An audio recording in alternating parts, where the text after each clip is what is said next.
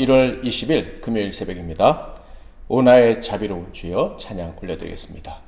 오 나의 자비로운 주여 나의 몸과 영혼을 주님 은혜로 다 채워주소서.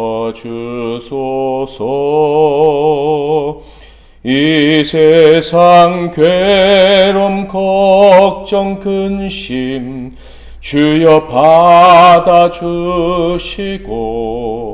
험한 세상에서 인도하소서. 예수 오 예수 지금 오셔서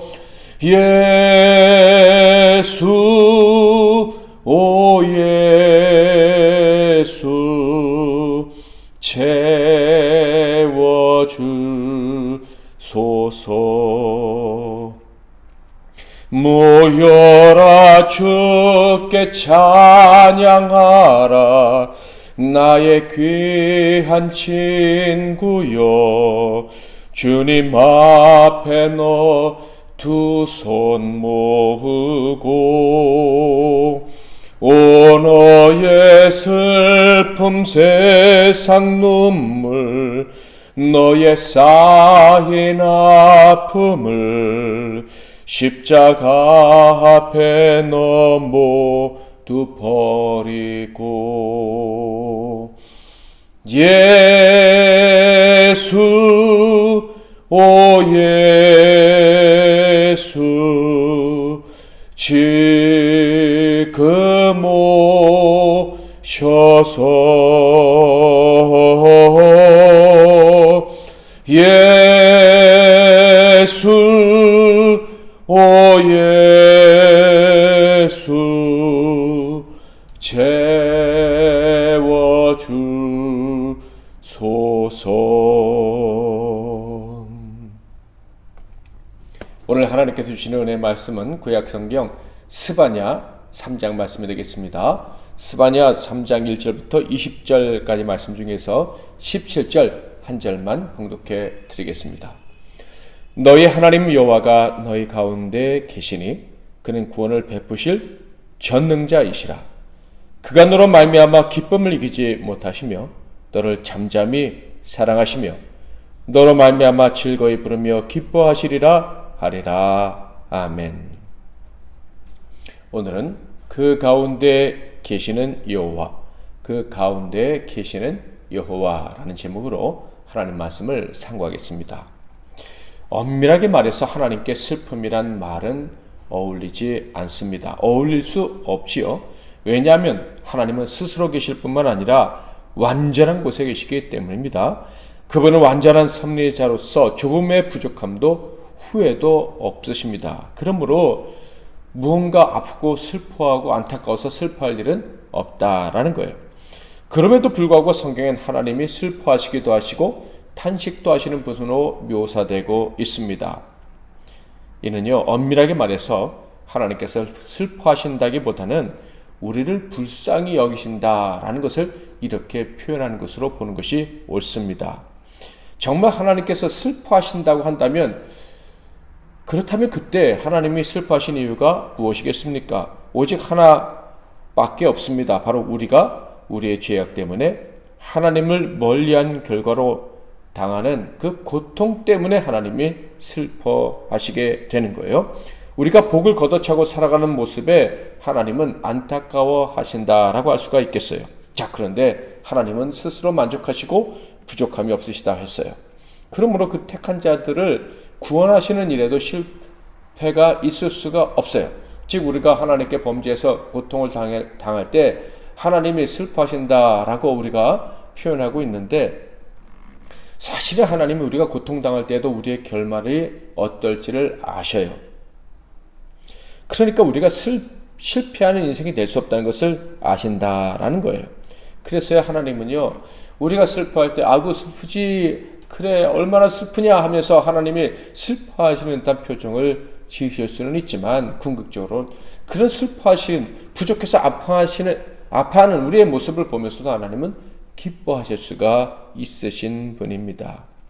그래서 하나님이 슬퍼하신다 또 아파하신다라고 하실 때 그거는요 하나님이 공감하신다라고 보는 것이 옳은 거예요. 이 공감을 통해서 우리를 위로하시고 용기를 불어넣어 주시는 것이죠. 그러니까 하나님이 우리를 보시며 슬퍼하신다고 할 때 그 슬픔은 우리 인간이 느끼는 슬픔과는 차원이 완전히 다른 거다라고 보아야 하는 거예요. 하나님이 슬퍼하신다고 할 때, 아파하신다고 할 때 그 깊이와 의미를 다 알 수 없지만 분명한 것은 하나님이 슬퍼하시든 아파하시든 탄식하시든 그 안에는 절망의 요소가 조금도 포함되어 있지 않다라는 것입니다. 오늘 본문 말씀에서 스바냐 선지자가 가장 많이 사용하는 말은요, 그 가운데 계시는 여호와 하나님이다 라는 표현입니다. 즉 사람들, 특별히 택하신 사람들 가운데 하나님이 계시다라는 거예요. 자, 본문에는 그 가운데 계시는 여호와라는 말이 여러 번 등장하는데 상반된 경우에 사용되어지고 있다는 것을 알 수가 있어요. 첫 번째로 어떤 경우에 사용되어지느냐 하면 바로 하나님이 거절을 당하시는 경우입니다. 5절을 읽어볼까요? 그 가운데 계시는 여호와는 의로우사 불의를 행하지 아니하시고 아침마다 빠짐없이 자기의 공의를 비추시거늘 불의한 자는 수치를 알지 못하는도다. 하나님이 그 가운데 계시다라고 표현되고 있는데 그런데 어떤 상황 속에 계시다고요? 거절당하는 상황 속에 계신 거예요. 1절부터 4절을 보겠습니다. 패역하고 더러운 것 포악한 그 성읍이 화했을진저 그가 명령을 듣지 아니하며 교훈을 받지 아니하며 여호와를 의뢰하지 아니하며 자기 하나님에게 가까이 나아가지 아니하였도다. 그 가운데 방백들은 부르짖는 사자요 그의 재판장들은 이튿날까지 남겨두는 것이 없는 저녁 일이요 그의 선지자들은 경솔하고 간사한 사람들이요 그의 제사장들은 성소를 더럽히고 율법을 범하였도다. 저는 이 구절을 읽으면서 마음이 아팠습니다. 야, 하나님이 이런 상황 속에서도 택하시고 사랑하시는 백성들 가운데 거하셨구나.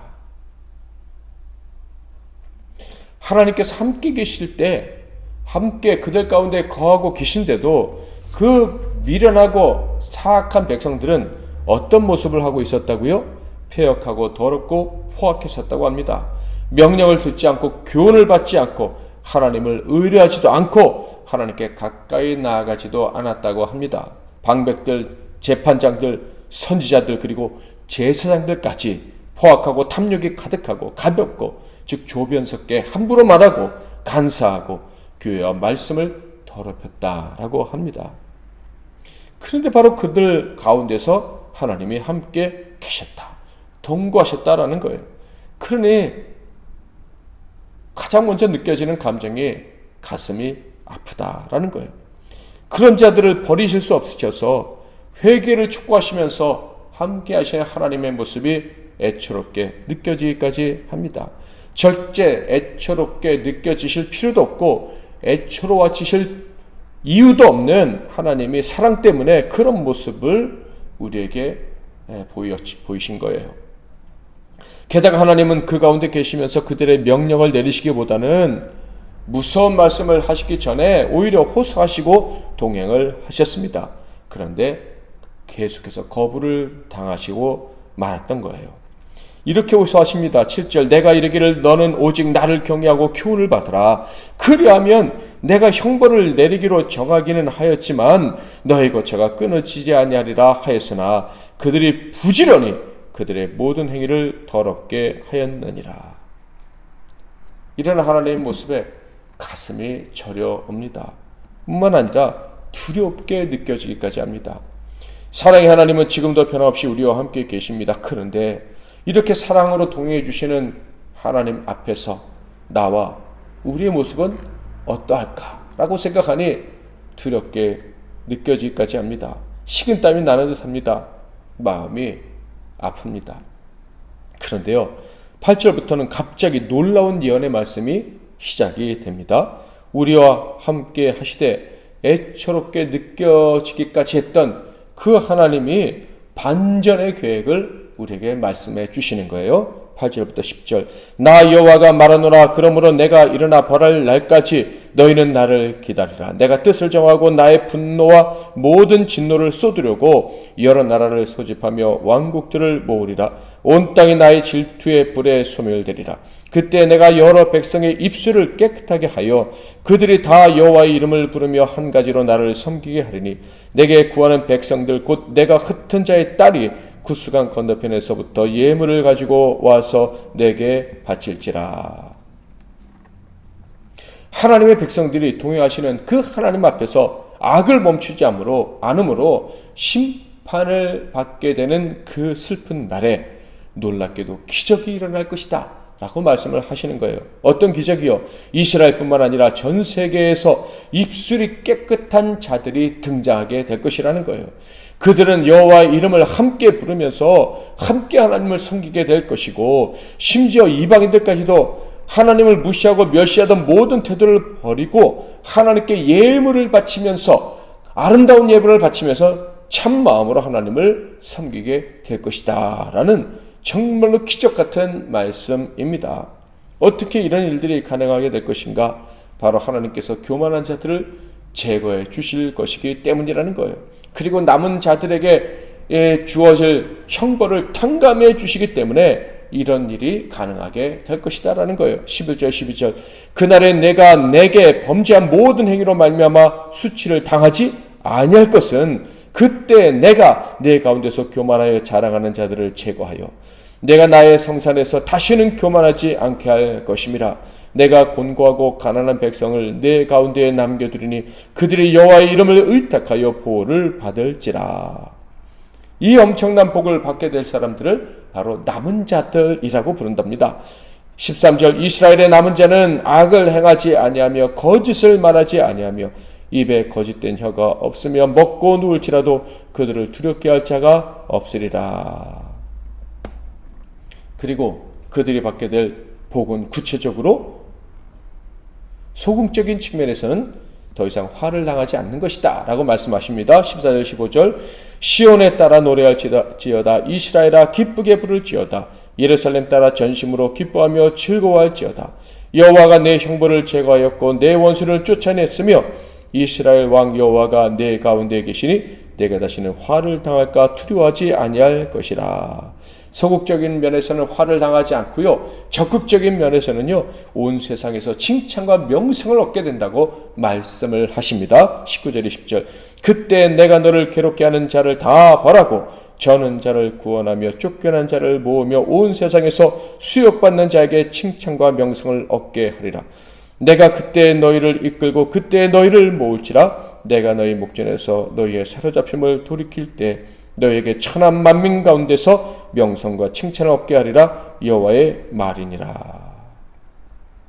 바라기는 우리 MBC 나눔교회, 우리 교회와 우리 성도님들이 더 이상 화를 당하지 않고 나아가 칭찬과 명성을 얻게 되되 온 세계 가운데 그런 은혜가 있기를 주님의 이름으로 축복합니다. 그렇게 될 줄 믿습니다. 그런데요, 이 모든 복보다 더 큰 복이 있어요. 이들이 받을 복 중에 최고의 복은 무엇입니까? 그들이 바로 다시 하나님의 기쁨과 하나님의 노래가 되는 것입니다. 17절. 너희 하나님 여호와가 너희 가운데 계시니 그는 구원을 베푸실 전능자이시라. 그가 너로 말미암아 기쁨을 이기지 못하시며 너를 잠잠히 사랑하시며 너로 말미암아 즐거이 부르며 기뻐하시리라 하리라. 아멘. 그리고 이 복을 받은 자들이 살아가는 가장 소중한 삶의 여정은 바로 참된 예배다라고 말씀하고 있어요. 더 나아가 그 예배를 위해서 근심하며 사는 거예요. 거룩한 근심을 하는 것이죠. 18절. 내가 절기로 말미암아 근심하는 자들을 모으리니 그들은 내게 속한 자라. 그들에게 지워진 짐이 치욕이 되었느니라. 사랑하는 성도 여러분, 누가 뭐라 해도 또한 내 자신이 하나님과 관계에 대해서 어떻게 느끼든지 간에, 심지어 어리석음이 갑자기 우리의 머릿속에 가득 차게 되어 하나님을 거부할 때에도 하나님은 우리 가운데 계십니다. 우리를 기뻐하시면서 복 주시기를 원하시면서 우리 가운데 계십니다. 이 사실을 믿고 힘과 용기를 얻으시기를 축복합니다. 이 사실을 믿고 알고 살아간다면 우리는 더 이상 하나님을 근심하시는 분, 슬퍼하시는 분으로 만들어 드리면 안 될 것입니다. 그런 애처로운 하나님으로 오해받도록 해서는 안 될 것입니다. 언제나 기뻐하시면서 복 주시는 하나님으로 존재하시는 그 하나님이 합당한 대우를 받으실 수 있도록 해드려야 할 것입니다. 이를 위해서 우리가 해야 될 일이 있습니다. 이제 근심은 온전히 우리의 몫이 되어야 한다는 거예요. 즉 언제나 모든 삶 속에서 두렵고 떨림으로 하나님을 예배하는 자가 되기 위해 애쓰며 살아가야 할 것이다 라는 거예요. 우리가 근심과 즉 두렵고 떨림 가운데 하나님을 예배하며 살아가므로 우리 가운데 계시는 하나님은 언제나 우리가 예배하는 가운데 계심으로 기뻐하시고 즐거워하시고 우리 때문에 노래하시는 하나님이 되어야 할 것입니다. 그런 하나님이 되시도록 그런 하나님으로 존재하기 원하시는 그 마음을 우리가 이해함으로 오늘도 예배하고 남은 평생 예배하며 살아가기를 주님의 이름으로 축복합니다. 기도하겠습니다.